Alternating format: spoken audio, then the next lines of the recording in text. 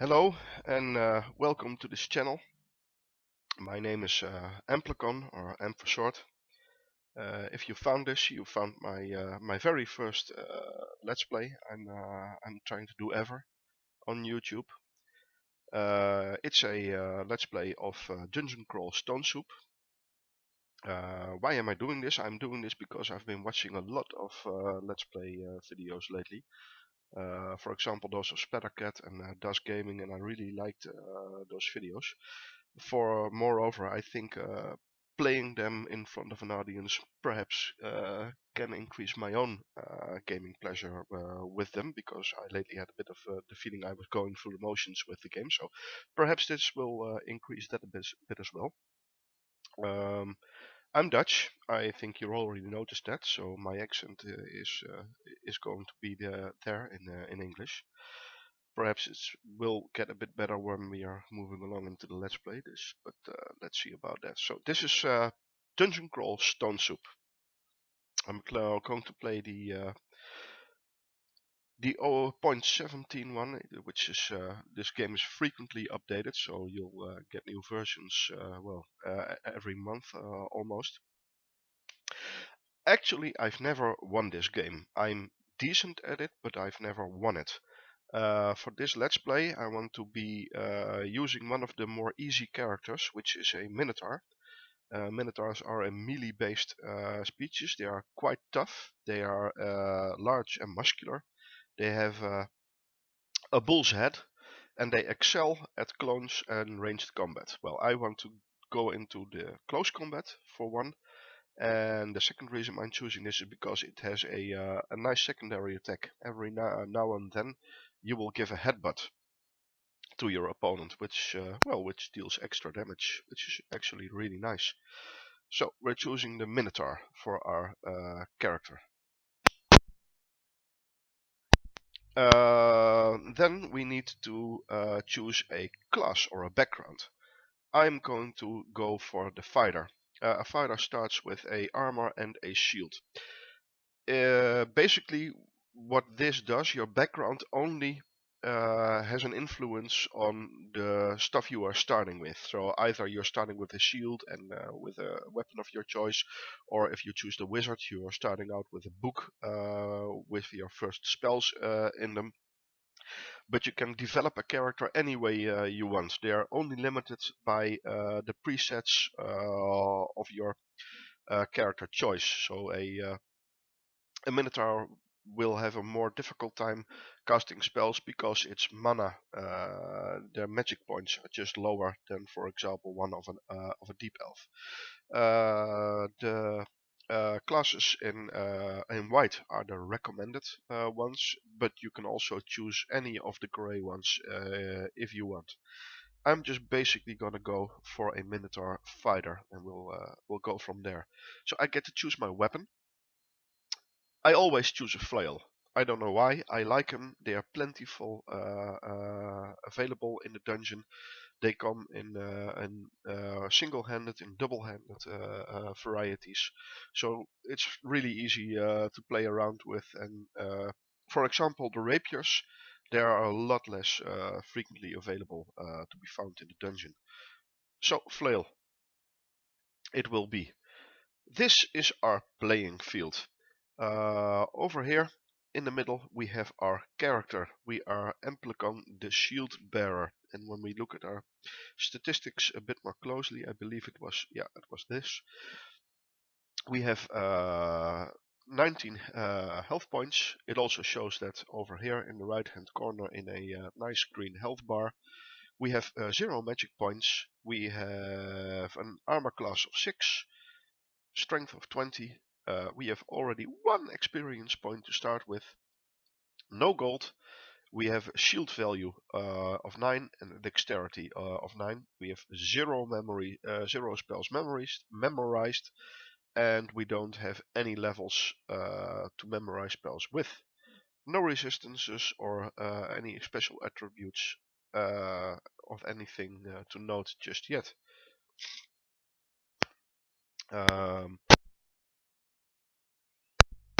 This is our little mini-map overview of where we are right now. basically I'm going to walk through the dungeon and we're going to explore things while we find them. You interact as a melee character with your environment and by attacking by walking into things. Opening doors works the same way. You just walk into it and then it will open the door and interact with the environment if it's possible. So we have discovered what seems to be some kind of a moat. This more light blue water is shallow and the darker blue is deep water. You can wade through shallow water, but you will drown in deep water, which is always good to remember when you are confused. When you're confused, you don't walk in straight lines. And if you wander into the deep end of the pool, you will drown and your game will end. It also says so in the status screen that we are in water right now, which has a detrimental effect to our ability to fight. When we are in water, we are slowed down. It's like running through the shallow end of the pool.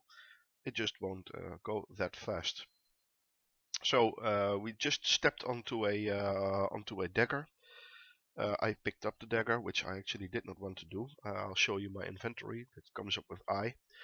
The green things are the stuff we have equipped, and the white things are the one we have, well, in a very large backpack, I presume.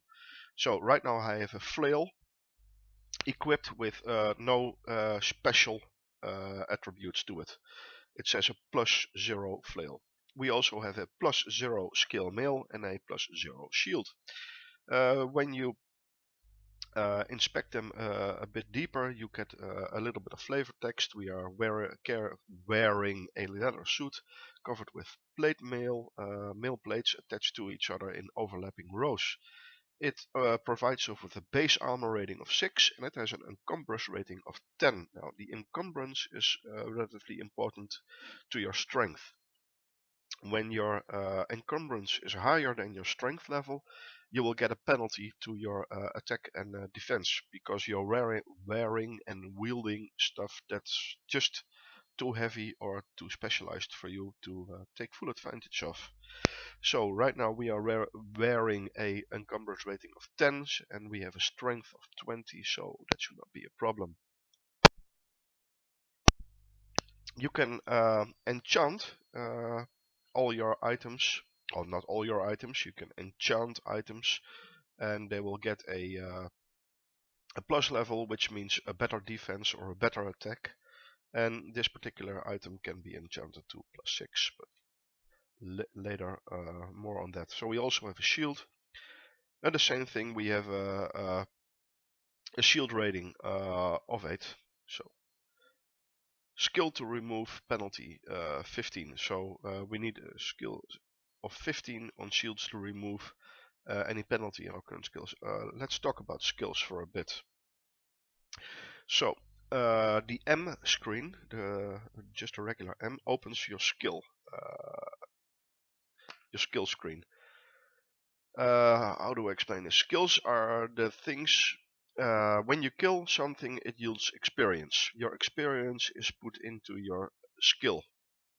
It's divided as you see fit yourself. Right now it's set on automated. Everything is being trained, and for every 100% of experience, 31% will be dumped into fighting, 8% into maces, 31 into armor, and 30 into shields.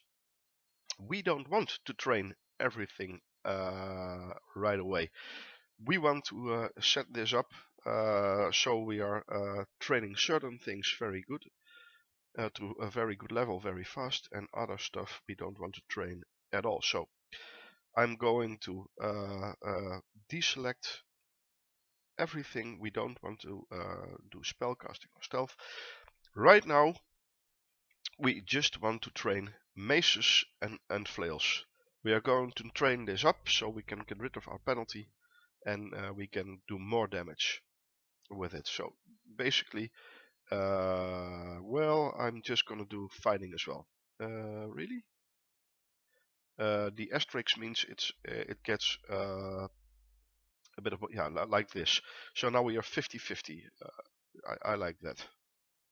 And my Bandicam. Okay, so we are going to train fighting and maces. That's it for just now. The apt points is your aptitude.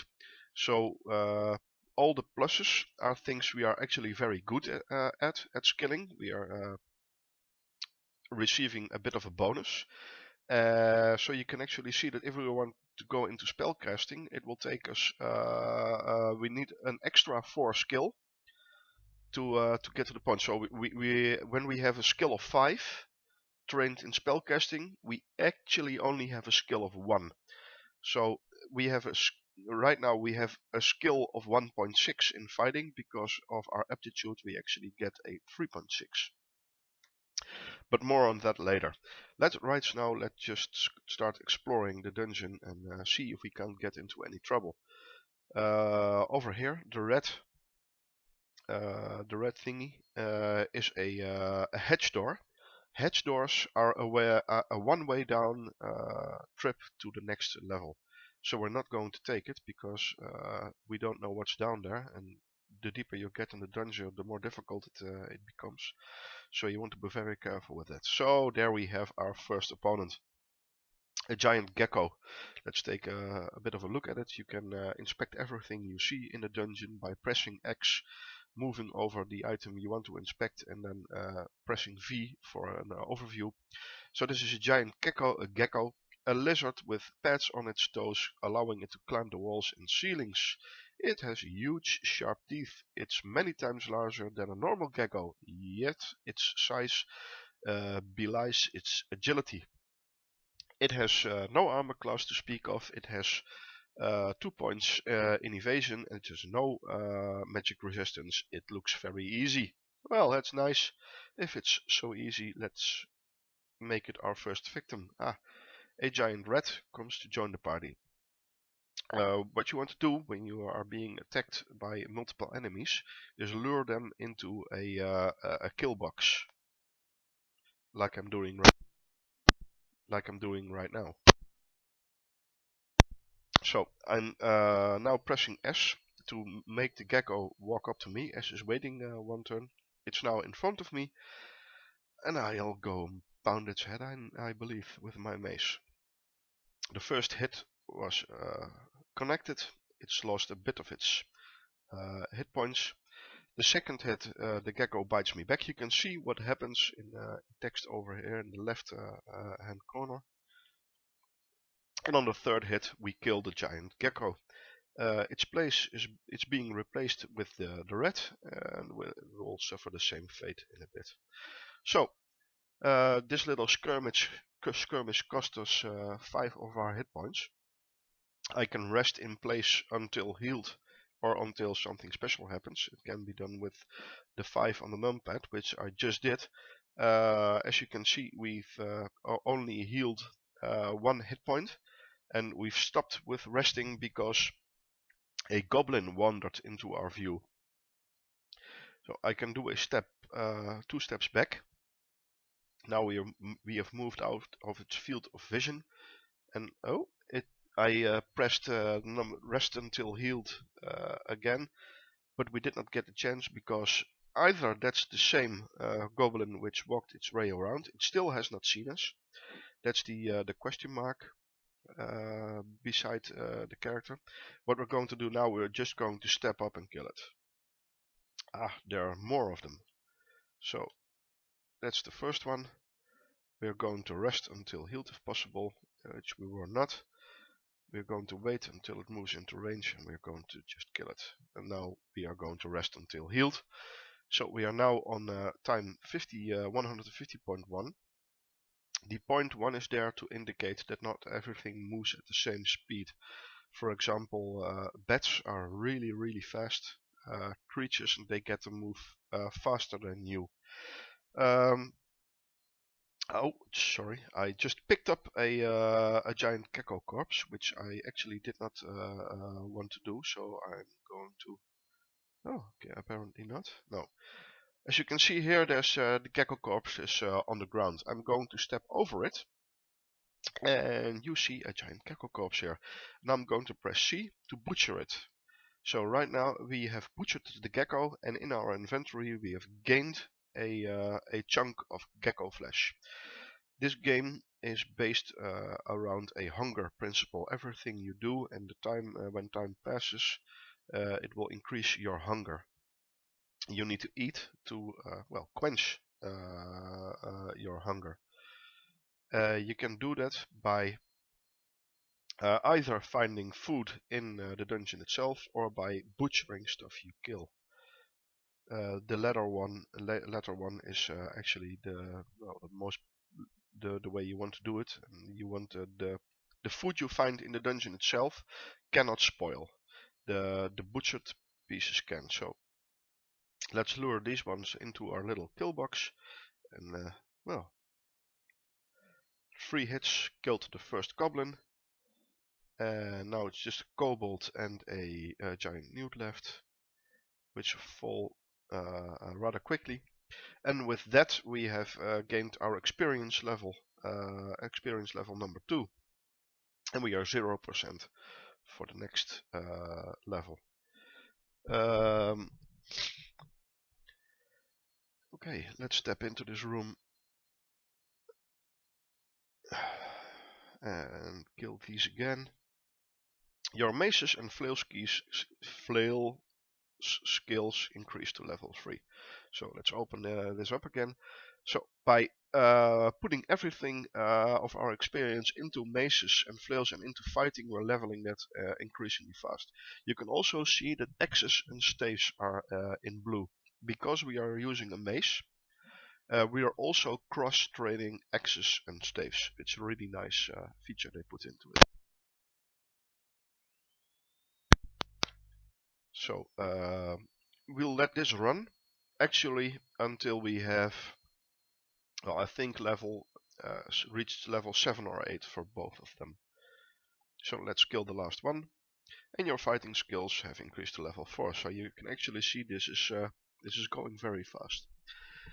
Okay, we have found a very nice helmet, but unfortunately we have horns on our head, so this helmet will not fit on our head, so we cannot wear it.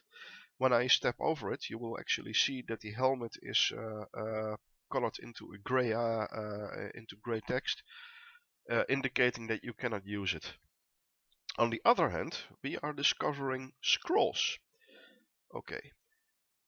When an item is boxed in green, it's put on auto pickup, so when you move over it, it's automatically brought into your inventory. Okay, scrolls and potions. Let's talk a little bit about scrolls and potions. As you can see, the scrolls are labeled in some unreadable Zefekumio and Xedidixuyu, which actually means you don't know what that scroll does. You need to use it or identify it before you know what kind of an effect a scroll will have. The same thing will become apparent with potions in a bit. We have a potion of might, so if we drink it, it will temporarily greatly increase our strength and physical power.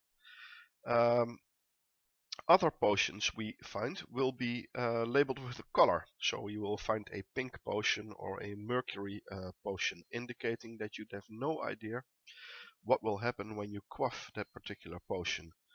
And now, with potions there are beneficial effects like increasing strength and increasing your stamina, but there are also potions that have negative effects on you.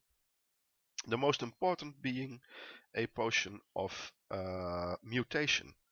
It mutates your body into, well, most of the time not very good things will happen to you, and the only way you can cure that is by a potion of cure mutation. And the latter potion is not very plentifully found in the game. They are relatively rare, so you don't want to go ahead and quaff every potion you see, and which you have not identified just yet, because it either just might be a potion of mutation, giving you a a bad effect for the rest of the game, or until you find a potion of cure mutation. So the relatively the strategy that's used the most when identifying scrolls and potions is the following. The most common scrolls found in the game are scrolls of identify and scrolls of remove curse. So here we found a goblin which was wielding a dagger and a scale mail. I'm going to pick up the scale mail and we're going to talk about it in a bit. Oh yeah, scrolls. So the most prevalent scrolls are scrolls of identify and scrolls of remove curse. So we're going to walk around the dungeon, we are going to find a lot of scrolls, and we're going to wait until we have a bunch of stacked scrolls, of which one or two are we have more of. So right now we have two scrolls of J labeled Quadat and one of each of the other ones. So scroll label J is likely to be either a scroll of remove curse or a scroll of identify. So we're going to wait until we have a bit more of those, and then we can make a better decision to use them just yet. So two more scrolls over here, and we now have two scrolls labeled I and two scrolls labeled J. So either one of those is most likely well, identify or remove curse. So we just picked up a piece of armor. Actually, it's a skill mail. It's the same as we had ourselves, so I'm just going to drop it. I thought we perhaps found something that was better than what we used. Wait, I just pressed O, and O is auto explore in the game, and you can see the yellow footsteps, the path we have traveled. And it automatically stops auto exploring when it finds something of note to inform you of. In this case, our discovery of a second scroll. As you can see, we've just plainly moved past this particular whip because it has no identifiers which makes it any special. But note that not every special item has an annotation like glowing or dyed. This could very well be a +5 whip with some kind of electric ability, but you just cannot tell by its exterior. It's not superiorly crafted, so you won't identify it as such. I tend not to really bother with identifying everything that's on the ground, because it can also be cursed, and when you just wield identify items, which is basically you pick up an item for which you do not know what it does. I'll show you. Let's just do this. So right now I'm wielding a flail, and I have a whip in my inventory for which I have no idea if it's just a whip. With I do know it has a base accuracy of 2 and a base damage of 6 and a base attack delay of 1.1. We are currently wielding a flail which has an accuracy of 0. It has a higher base damage, but it's a bit slower. So let's say we want to try out the whip, see if it's better than what we have. We select it and we say wield. Now we have wielded it. We have wield identified it. So we can see that because it's green, it's not cursed. So we can take it off again. A cursed item, you cannot remove it from your hand until you use a scroll of remove curse. But we have found out that it's a +0 whip, so it does not have any beneficial attributes to it, which will make me switch back to our mace because it had a higher base damage. It's a bit less accurate, but the base damage is basically what you want to go with. That determines the amount of damage you will be dealing. It's not based on strength or anything, so don't be fooled that with 20 strength and a mace, then when you have 30 strength you will do a third more damage. That's not the way it works. It's just the base damage which actually determines the amount of damage you do. We have found a pair of nice boots. these are embroidered. So this is one of the attributes which will stand out. There's also blue in your inventory, which will let you tell you from, well, you might have found something nice. We can put this on and roll the dice, see if it's beneficial to us, or we can go ahead and try out one of our scrolls. So we now have 2 scrolls of P, 2 scrolls of J, and 2 scrolls of I. So this is not, we just cannot tell which one is the scroll of identify. And with boots, it's not that important. I'm just going to wear identify in this case. So we're going to wear them. It asks us if we want to keep putting on the boots. Why? Because a goblin wandered into view. Yes. The goblin will get its turns walking towards us while we're trying to put on the boots, which will take a bit of time, and I have to press. So we have finished putting on our +2, but this was a very nice decision. So the boots we have are +2, which means we have a armor class increase of 2. When we had an armor class of 8, and now we have an armor class of 10. The higher your armor class, the more damage you mitigate. So this is a really nice find. We also apparently stepped on to a shiny copper ring. I did not notice that earlier. What the heck? We're identifying stuff as it is right now. So let's just put it on. So you wear boots and you wear armor and you put on. There it is. We have found a ring, and we're now wearing a ring of sustain attributes. Let's see what it does. A ring of sustain attributes. This ring protects its wearer from the loss of their strength, dexterity, and intelligence. There's a lot of stuff that can happen to you which actually has a negative effect on those statistics. And right now we are protected from those effects.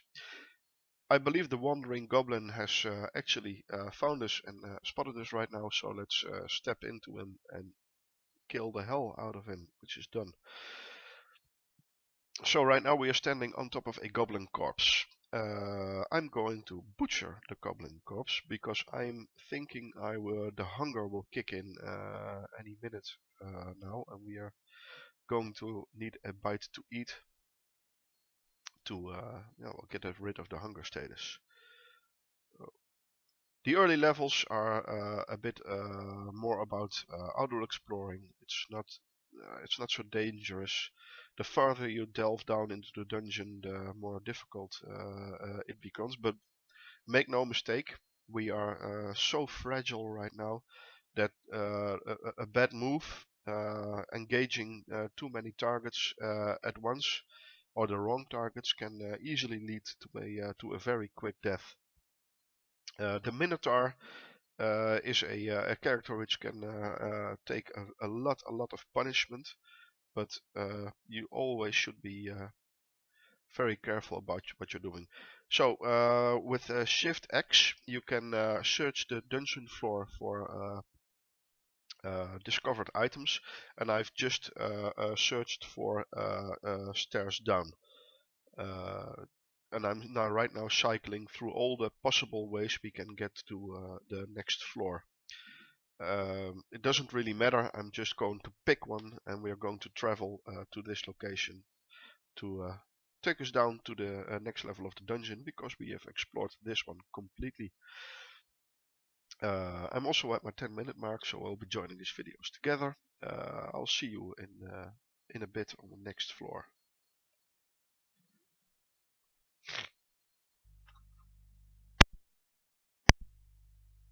So this is the next floor, and we are finding a pizza right off the bat. Let's take that up. Okay, so the items you find which you can eat in the dungeon, they won't spoil in your inventory. Stuff you butcher, that will spoil over time.